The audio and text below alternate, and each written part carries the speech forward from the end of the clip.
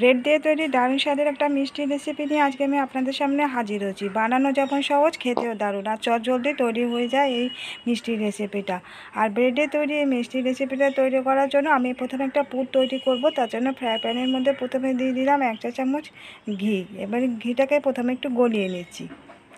এখন এর মধ্যে দিয়ে দিলাম 2টো ছোটো এলাচ, আর দিয়ে দিচ্ছি এখানে আমি দুধের সর ছিল 1 বাটি দুধের সর দিলাম। আপনারা এটা দুধের সরের পরিবর্তে খোয়া দিয়ে করতে পারেন, কিংবা দুধ কাটিয়ে ছানা তৈরি করে নিয়ে ছানা দিয়ে তৈরি করতে পারেন। আমার কাছে দুধের সরটা ছিল, আমি দুধের সর দিয়ে তৈরি করছি পুরটা।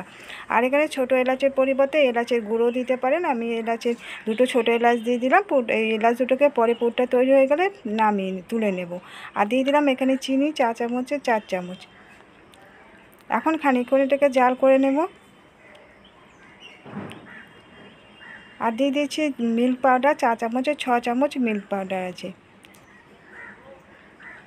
এখন এই মিল্ক পাউডার চিনিটাকে দিয়ে দুধের সরটাকে খানিকক্ষণ জাল করে করে শুকনো করে নেব।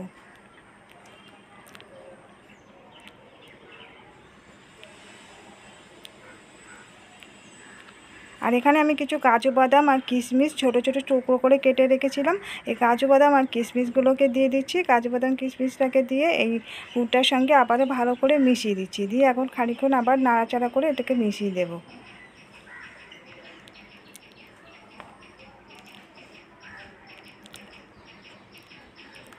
এটা নাড়তে নাড়তে ওটা শুকনো হয়ে গেছে। এখন আমি নামিয়ে নিয়েছি। পুরটাকে নামিয়ে অন্য একটা প্লেটের মধ্যে রেখে দিয়েছি, ঠান্ডা করতে দিয়েছি। আর এখানে কিছু আমি ব্রেডের পিস নিয়েছি। আর এখানে 9 পিস ব্রেড আছে। ব্রেডের পিসগুলোকে আমি যে সাইডে যে ব্রাউন অংশগুলো আছে এগুলোকে প্রথমে কেটে রেখে দেব।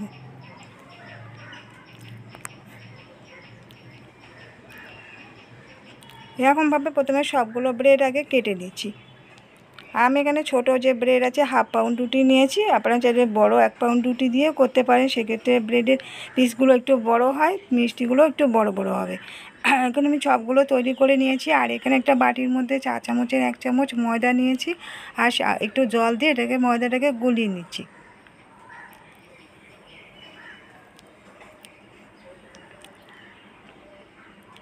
ময়দাটা গুলানো হয়ে গেছে। এখন যেরকমভাবে গুলিয়ে রেখে দিয়েছি, এবারে একটা ব্রেডের পিস নিয়ে প্রথমে একটা পিড়ে বেলুনের উপরে রেখে বেলে নিচ্ছি। আর বেলার সময় আলতোভাবে বেলতে হবে, বেশি প্রেসার দিয়ে বেলা যাবে না। একটা বেলে নেওয়া হয়ে গেছে, এটাকে রেখে দিচ্ছি। আরও একটা ব্রেডের পিস নিয়ে বেলে নিচ্ছি। প্রথমে সবগুলো ব্রেডের পিস আগে বেলে তৈরি করে নেব। যে সবগুলো আমি বেলে নিয়েছি।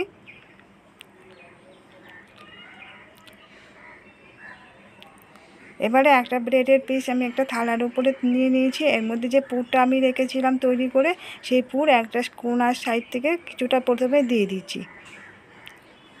আমি যেহেতু এটা 3 কোণাভাবে তৈরি করব, সেই জন্য কোণাকুণিভাবে দিয়ে দিচ্ছি। আপনার চাইলে এই মিষ্টিটা রোল করেও করতে পারেন। কিছুটা নিয়ে প্রথমে একটু রোল করে নিয়ে তারপরে এটাকে গোল করে নিয়ে সাইড থেকে একটু লম্বালম্বি করে এই পুরটা দিয়ে তারপরে মুড়ে দিলে হবে। আর যে ময়দাটাকে আমি গুলে রেখেছিলাম, সেই ময়দাটা ব্রেডের সাইড দিয়ে প্রথমে কিছুটা লাগিয়ে দিচ্ছি। এখন 2টো কোণা নিয়ে এরকমভাবে চেপে দেবো, দিয়ে আর সাইডগুলোকে ভালো করে চেপে দিচ্ছি। এখন ওটার জায়গায় যদি একটু খুলে যায় বা ফাঁক থাকে, সেক্ষেত্রে একটু ময়দা লাগিয়ে লাগিয়ে, ময়দা যে গোলাটা আছে ওটা দিয়ে লাগিয়ে লাগিয়ে চেপে দিলে এটা পুরোপুরি মুখটা সিল হয়ে যাবে। এরকমভাবে প্রথমে সবগুলো মিষ্টিকে আমি তৈরি করে নিয়েছি। এবারে এই মিষ্টিগুলো ভাজতে যাব। ভাজার জন্য ফ্রাই প্যানটা আবার বসিয়ে দিচ্ছি। এর মধ্যে দিয়ে দিচ্ছি কিছুটা বাটার। আপনারা চাইলে বাটার, ঘি বা রিফাইন তেল দিয়েও ভেজে নিতে পারেন, তবে বাটার দিয়ে খেতে ভালো লাগে, বা ঘি দিয়েও ভাজা যেতে পারে। এখন কিছুটা দিয়ে আমি বাটার দিয়ে দিচ্ছি। দিয়ে এবারে কতগুলোর মধ্যে এই যে ব্রেডের পুর ভরা পিসগুলোকে দিয়ে দিচ্ছি। আর গ্যাসের ফ্লেমটা লোতে রেখে ভাজতে হবে। আবারও কিছুটা বাটার দিয়ে দিচ্ছি।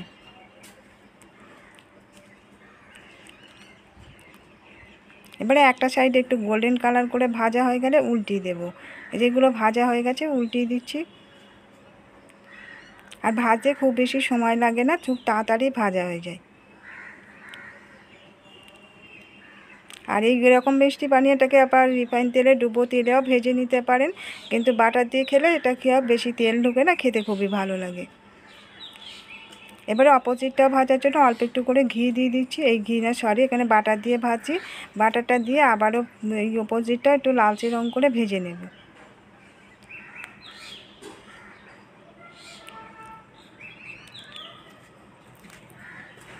বন্ধুরা, আজকের ভিডিওটা ভালো লেগে থাকলে একটা লাইক দিয়ে দেওয়ার রিকোয়েস্ট রইল। এই মিষ্টিটা তৈরি হয়ে গেছে, এখন আমি উঠিয়ে নিচ্ছি। এবার বাকিগুলো একই রকমভাবে ভাজা করে নেব। তৈরি হয়ে গেছে পুর ভরা ব্রেডের মিষ্টি। আর এই পুর ভরা ব্রেডের মিষ্টিগুলো যেমন চটজলদি তৈরি করে নেওয়া যায়, খেতে কিন্তু দুর্দান্ত লাগে। তো বন্ধুরা, কেমন লাগলো আজকের রেসিপিটা কমেন্ট করে জানাতে ভুলবেন না। ভালো লাগলে একটা লাইক দিয়ে দেবেন, শেয়ার করে দেবেন এবং সাবস্ক্রাইব করে রাখার রিকোয়েস্ট করলাম নতুন বন্ধুদের কাছে।